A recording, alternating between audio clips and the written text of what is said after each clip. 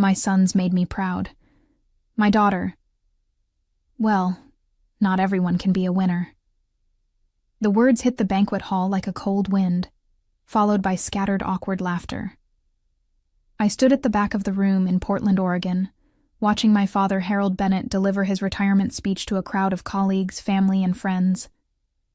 My grip tightened on the small wrapped box in my hands as I forced my face to remain neutral. "I owe everything to my boys," he continued, his voice swelling with pride as he gestured toward my brothers. Thomas, with his law firm, and James, expanding the family construction business. They understand what it means to build something lasting.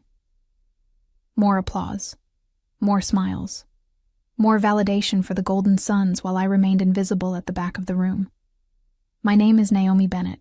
I'm 39 years old, and tonight was supposed to be about celebrating my father's 40-year career as a structural engineer. Instead, it became another reminder of why I'd spent most of my adult life proving myself to a man who would never see me. The banquet hall buzzed with the comfortable chatter of people who'd known each other for decades. My father's colleagues from North Peak Engineering filled the tables, their wives dressed in their finest, everyone eager to honor Harold Bennett's distinguished career. Everyone except me seemed genuinely happy to be there. I watched Thomas lean back in his chair, basking in the praise.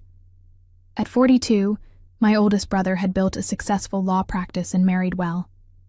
James, 38, had taken Dad's initial skepticism about his intelligence and turned it into determination, growing our family's small construction company into a regional powerhouse.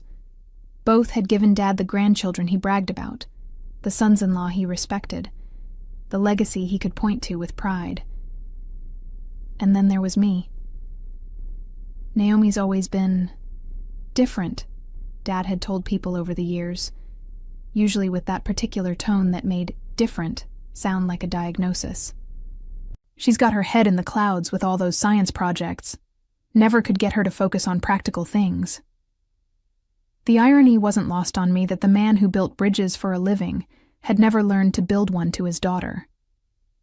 As Dad wrapped up his speech, thanking everyone for their years of friendship and collaboration, I made my decision.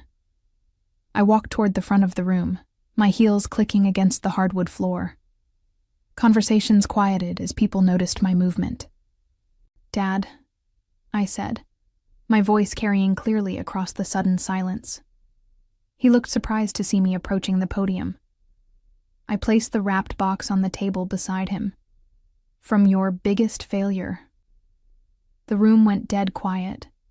I could feel dozens of eyes on me, could sense the confusion and discomfort rippling through the crowd. My father stared at the box, then at me, his mouth slightly open. I turned and walked out, leaving behind 40 years of disappointment and a lifetime of being underestimated. 20 minutes later, I sat in my car in the parking lot, hands shaking as I gripped the steering wheel. Through the windows of the banquet hall, I could see the party continuing, though the energy seemed different now. People were probably wondering what had just happened, what was in that box, why Harold Bennett's daughter had made such a scene. The truth was, tonight had been building for decades. Growing up in the Bennett household meant understanding your place in the hierarchy. Dad was the undisputed king, the brilliant engineer who designed structures that would outlast us all. Mom was his devoted queen, managing the household and supporting his career with unwavering loyalty. Thomas and James were the princes, groomed from childhood to carry on the family tradition of building things that mattered. And I was the spare. I remembered being 8 years old, bringing Dad a drawing I'd made of a robot that could help sick people. He'd glanced at it for maybe 3 seconds before handing it back. "That's nice, sweetheart. Why don't you go help your mother in the kitchen?" When I was 12, I'd won the regional science fair with a project on biomedical engineering. Dad had missed the ceremony because James had a baseball game. "Sports build character," he'd explained later. "Science projects are just hobbies." The pattern continued through high school. While my brothers were encouraged to take advanced math and engineering courses, I was steered toward more suitable subjects, When I insisted on pursuing pre-med in college, Dad had sighed and said, "Well, nursing is a respectable career for a woman." "I want to be a doctor, not a nurse," I'd replied. "Let's see how long that lasts," he'd said with a dismissive wave. It lasted through medical school, through my residency, through my fellowship in biomedical engineering. It lasted through the countless nights I spent in labs and libraries while my brothers were getting married and having children. It lasted through every family gathering where Dad introduced Thomas as my lawyer's son and James as the one taking over the business, while describing me as still figuring things out. Even when I started my own company 5 years ago, developing medical devices that were revolutionizing patient care, Dad remained unimpressed. "It's a nice little side business," he'd told relatives, "though I worry she's not focused enough on finding a husband." The little side business now employed 200 people and had just closed a $50 million funding round. My latest invention, a non-invasive monitoring device for cardiac patients, was being used in hospitals across the country. 3 universities had offered me research positions. Forbes had called me the most innovative biomedical engineer under 40. But tonight, at his retirement party, I was still just the daughter who'd never had what it takes. I stared at the banquet hall windows, wondering if he'd opened the box yet, wondering if anything inside would finally make him see me, wondering if it even mattered anymore. My phone rang as I sat in the parking lot. Thomas's name flashed on the screen. "Naomi, what the hell was that?" His voice was sharp with embarrassment and confusion. "Dad's sitting here with tears in his eyes and everyone's asking questions. What did you put in that box?" "The truth," I said simply. "What does that mean?" "Mom's freaking out. James is trying to calm everyone down. And Dad won't tell anyone what's inside. You need to come back and explain yourself." I almost laughed. Even now, even after what I'd just done, Thomas was more concerned about appearances than understanding. "I don't need to do anything, Thomas. I've spent 39 years trying to explain myself to this family. You're being dramatic. Dad loves you. We all do. He just what? Just thinks I'm a failure? Just never bothered to learn what I actually do for a living? Just introduced his retirement party guests to his 2 successful sons and his disappointing daughter?" Silence stretched between us. In the background, I could hear the murmur of the party continuing, though it sounded more subdued now. "He didn't mean it like that," Thomas finally said, but his voice lacked conviction. "Yes, he did. And you know what? It's fine. I stopped needing his approval a long time ago." "Then why the dramatic exit? Why embarrass him at his own party?" That was the question I'd been asking myself. Why tonight? Why now? After all these years of swallowing my pride and forcing smiles at family gatherings? Maybe it was because I'd finally realized something. I wasn't angry at Dad for not understanding my success. I was angry at myself for still caring whether he did. "I have to go," I told Thomas. "Naomi, wait." I hung up and started the car. As I pulled out of the parking lot, I caught a glimpse through the banquet hall windows of Dad still sitting at the head table, the open box in front of him. Even from a distance, I could see the papers scattered across the white tablecloth, could see him holding one of the frames. Part of me wanted to know what he was thinking. Part of me wanted to go back inside and watch him read every word, see his face as he finally understood who I'd become. But a bigger part of me realized it didn't matter anymore. I'd spent decades seeking validation from a man who saw my greatest achievements as hobbies. I'd built a company that was changing lives, created technology that was saving patients across the country, earned respect from colleagues and competitors alike. I'd done all of that while waiting for my father to notice. Tonight, driving away from his retirement party, I finally stopped waiting. The box contained 3 items, each one carefully chosen to tell a story Dad had never bothered to learn. Whether he understood that story now, whether it changed anything between us, was no longer my concern. For the first time in my life, my father's opinion of me felt irrelevant. 3 days after the retirement party, Mom called. I was in my office at Lumerin Publishing, the medical device company I'd founded, reviewing prototypes for our latest cardiac monitoring system when her name appeared on my phone screen. "Naomi, honey, we need to talk." Her voice sounded tired, strained in a way I'd never heard before. "Hi, Mom. How's Dad?" "That's what I'm calling about. He's not himself since the party. He keeps reading those papers you gave him, over and over.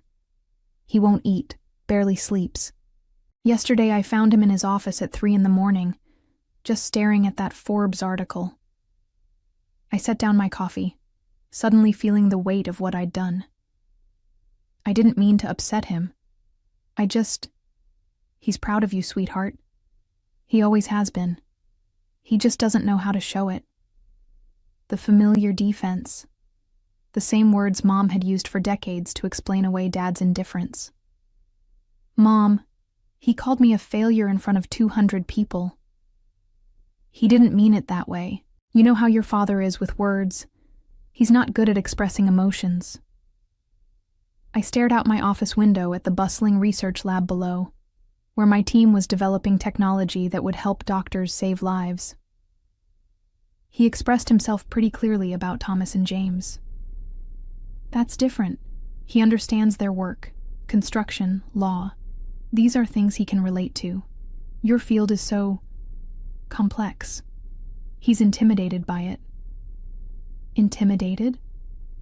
The word caught me off guard.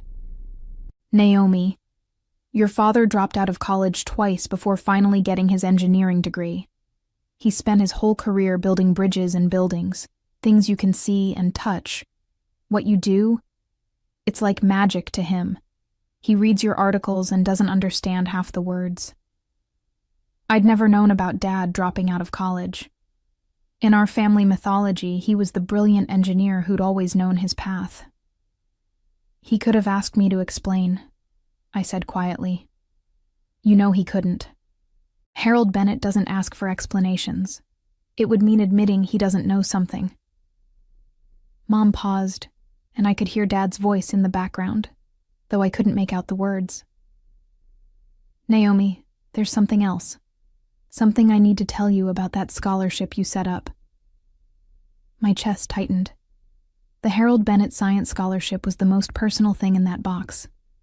A full-ride scholarship to Oregon State University for students pursuing biomedical engineering. I'd endowed it with $500,000, enough to support students for decades. "What about it?" "Your father. He called the university yesterday. He wanted to make sure it was real, that you'd actually done what the certificate said. And they told him you're the largest individual donor they've ever had under 50. Not just for the scholarship. Apparently you've been funding their biomedical research lab for 3 years. Anonymous donations, until now." I closed my eyes. Those donations had been my way of giving back, of supporting the next generation of researchers. I'd kept them anonymous because I hadn't wanted recognition. I just wanted to help. "He knows about all of it now," Mom continued. "The lab has your name on it, Naomi. The Harold Bennett Biomedical Research Lab. They've been trying to thank you for years." I hadn't known they'd named the lab after the scholarship. The irony wasn't lost on me. Dad's name was on cutting-edge research he'd never understand, funded by the daughter he'd dismissed. "He's asking to see you," Mom said softly. "Will you come over? Please?" I looked at my calendar, packed with meetings and deadlines. My company was in the middle of negotiations with 3 major hospital systems. I had a prototype deadline next week that could revolutionize emergency cardiac care. But something in Mom's voice made me pause. "I'll be there in an hour," I said. As I drove across Portland to my childhood home, I wondered what I was walking into. Was this Dad finally ready to acknowledge what I'd built? Or was it another attempt to minimize my accomplishments, to find a way to make them about him? Either way, I was done pretending his opinion mattered. The girl who desperately wanted her father's approval was gone. In her place was a woman who'd learned to validate herself. Dad was sitting in his study when I arrived, surrounded by the papers from the box. The Forbes article was spread across his desk, along with printouts that looked like they'd come from my company's website. He looked up when I walked in, and I was startled by how much older he seemed than he had 3 days ago. "Naomi." His voice was hoarse, uncertain. "Thank you for coming." I sat in the chair across from his desk, the same chair where I'd received countless lectures about practical career choices and realistic expectations. Today it felt different. Today, I wasn't the little girl seeking approval. "Mom said you wanted to talk." He gestured at the papers scattered around him. "I've been doing some reading about your company, about what you've accomplished." "Just now? After 5 years?" The question hung between us, sharp and unavoidable. Dad's face flushed slightly. I thought I knew. I thought it was a small medical supply business or something. I didn't realize." He picked up the Forbes article, shaking his head. "Naomi, you've built something extraordinary." "Yes, I have." My directness seemed to surprise him. He was used to me deflecting compliments, minimizing my achievements to make others comfortable. "This device you invented, the cardiac monitor. The article says it saved thousands of lives. Tens of thousands, actually. The latest models are being used in emergency rooms across the country. We're expanding to Europe next year." Dad stared at me as if seeing me for the first time. "How did you do it? How did you build all this?" The question was so genuine, so devoid of his usual dismissiveness, that it caught me off guard. For a moment, I saw not the father who'd disappointed me, but an old man genuinely trying to understand his daughter's life. "Hard work. A lot of very smart people who believed in the vision, and about 15 years of your constant skepticism motivating me to prove you wrong." He winced at that last part. "Naomi, Let me finish." My voice was calm but firm. "I started this company because I saw problems in healthcare that needed solving. Patients were dying because existing monitoring equipment was too expensive, too complex, or too unreliable. I knew I could build something better." I gestured to the Forbes article on his desk. "That device has a 98% accuracy rate and costs 1/3 of what similar equipment used to cost. It's not about the money or the recognition. It's about the emergency room doctor in rural Montana who can now diagnose heart attacks in patients who would have died 20 years ago." Dad's eyes were filling with tears. "I had no idea. I never bothered to learn." "No, you didn't. You dismissed it as a hobby, just like you dismissed everything else I ever cared about." I was wrong. The words came out barely above a whisper. I was so wrong, and I don't know how to fix it. I studied his face, looking for signs of the manipulation I'd grown so used to. But all I saw was genuine remorse and something that looked like awe. "Dad, do you know what I wanted most when I was growing up?" He shook his head. "I wanted you to ask me about my day. Just once. I wanted you to show up to one of my science fairs, to read one of my school papers, to act like what I was doing mattered to you. It did matter. You mattered. I didn't know how to connect with you. Your brothers were so much like me, and you were so..." He searched for the word. "Different? Brilliant. You were brilliant in ways I couldn't understand. It intimidated me." The admission hung in the air between us, raw and honest in a way our family had never been. "There's something else," Dad said, reaching for a manila folder I hadn't noticed before. "I've been making some calls since the party, learning about things I should have known years ago." He opened the folder and pulled out a stack of papers. Press releases, medical journal articles, university announcements, all featuring my name and work. "Did you know you've been nominated for the National Medal of Technology and Innovation?" He held up an official-looking document. "The White House, Naomi. The President wants to recognize your contributions to American innovation." I had known, actually. The notification had come last month, and I'd been too busy with product launches to think much about it. Awards and recognition had stopped feeling important after years of working for personal satisfaction rather than external validation. And this. He pulled out another paper. You've been invited to present at the World Health Organization's conference on medical device innovation. They're calling your work paradigm shifting. Dad set the papers down and looked at me with something approaching wonder. How did I miss all of this? How did I have a daughter changing the world and not even notice? Because you never looked, I said simply. You decided who I was when I was 8 years old and never bothered to update your assessment. I know, and I'll regret that for the rest of my life. He paused, seeming to gather courage for something. Naomi, would you explain it to me? Your work? I want to understand. For 39 years I dreamed of this moment. Dad, finally asking about my passion, wanting to understand what drove me. Now that it was happening, I felt surprisingly detached from it. It's complex. Medical device engineering requires understanding of physiology, electronics, materials science, data analysis. I'm not as smart as you, he interrupted. But I'm not stupid.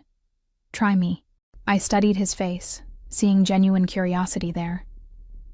Slowly, I began to explain how cardiac monitors work, how I'd identified the flaws in existing technology, how my team had developed solutions that were more accurate and more affordable. Dad listened intently, asking surprisingly thoughtful questions. So the sensors you developed can detect irregularities that older machines miss? He asked. Exactly. And because our device uses machine learning algorithms, it gets better at diagnosis over time. It learns from every patient it monitors. That's... He shook his head in amazement. That's incredible, Naomi. You're saving lives every day. The conversation continued for another hour. Dad asked about my team, my manufacturing process, my plans for expansion. For the first time in my life, he seemed genuinely interested in understanding my world, but something had shifted in me during those 3 days since the party. His attention felt too little, too late. I should go, I said finally.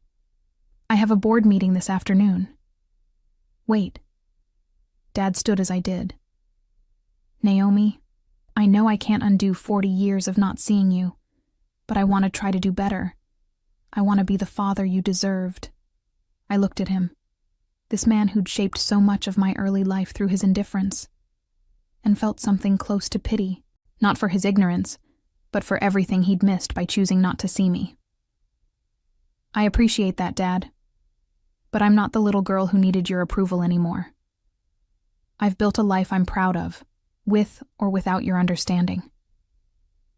I know you have. That's what makes this so tragic. I missed watching my daughter become extraordinary. I walked toward the door, then paused. For what it's worth, I hope you enjoy your retirement. You earned it. As I drove back to the office, I realized something had been resolved, though not in the way I'd expected. I'd finally gotten my father's attention, his respect, even his admiration, and I'd discovered it no longer mattered to me. 2 weeks later, I was in my office when Thomas called. I almost didn't answer. My relationship with my brothers had grown even more strained since the retirement party, but curiosity got the better of me. Naomi, we have a problem, he said without preamble. Dad's been calling everyone we know, telling them about your company, about your achievements. He's like a broken record. That's a problem? He showed up at my law firm yesterday with printed copies of that Forbes article. He cornered 3 of my partners in the break room and spent an hour explaining your cardiac monitoring device. He doesn't even understand what you do, but he's trying to tell everyone about it. I almost smiled. Dad, who'd never shown interest in my work, was now apparently its biggest advocate. He did the same thing at James's office, Thomas continued, and at his golf club, and at Mom's book club. He's driving everyone crazy, Naomi. He's become obsessed. With what? with you, with making sure everyone knows how successful his daughter is. It's like he's trying to make up for 40 years of not bragging about you by doing it all at once. I leaned back in my chair, processing this. Dad, who'd introduced me as still figuring things out for most of my adult life, was now apparently my unofficial publicist. "There's more," Thomas said. "He wants to throw you a party, a celebration of your achievements. He's already called the country club, started making a guest list. He wants to invite everyone from the retirement party and formally, apologize, introduce you properly." The irony was thick. After a lifetime of being overlooked, Dad wanted to put me center stage. But now that he was finally ready to see me, I'd moved beyond needing to be seen by him. "Tell him no," I said. "What?" "Tell him I don't want a party. I don't need him to introduce me to people. I don't need his validation or his public apologies. Naomi, he's trying. He's really trying to make things right. I know he is. But that's for him, not for me. I'm not interested in being his redemption story." The next morning, Dad showed up at my office. My assistant tried to stop him, but he'd apparently charmed his way past building security and made it all the way to my floor. "We need to talk," he said, standing in my doorway with the same determined expression I'd seen him wear when tackling difficult engineering problems. "Dad, I'm in the middle of... I know you don't want the party. Thomas told me. But I need you to understand something." He stepped into my office and closed the door behind him. "I'm not doing this for me. I'm doing it for you. I don't need you to do anything for me." "Yes, you do." His voice was firmer than I'd heard it in weeks.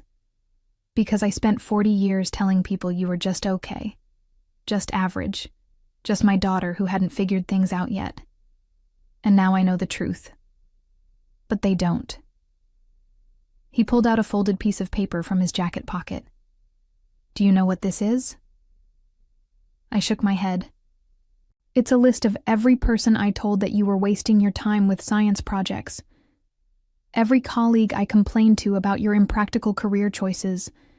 Every family friend I told not to take your work seriously." His voice cracked slightly. "It's a long list, Naomi, and I owe it to you to set the record straight with every single person on it." I stared at the paper, understanding finally dawning. This wasn't about his guilt or his need for redemption. This was about repairing damage he'd done to my reputation, to how people saw me. "I spent decades undermining you without even realizing it," he continued. "Let me spend whatever time I have left building you up." For the first time since the retirement party, I felt my emotional armor crack slightly. Not because I needed his help, but because I finally understood the depth of what he was trying to repair. "Okay," I said quietly. "But we do this my way." Dad's face lit up with relief and gratitude. "However you want it." Looking at him in that moment, I realized that my revenge had been more complete than I'd intended. I'd wanted him to see me, and now he couldn't see anything else. I'd wanted him to understand what he'd missed, and now he was drowning in regret. I'd wanted him to acknowledge my success, and now he was desperate to proclaim it to anyone who would listen. But somehow, his recognition felt less important than the journey I'd taken to earn it. The best revenge, I realized, had been building a life so successful that his opinion of it had become irrelevant. Everything else was just epilogue. As I worked alongside my father to plan an event that would properly introduce me to his world, I couldn't help but reflect on the strange turn my revenge had taken. From a moment of anger to an opportunity for healing, even if the healing was more for him than for me.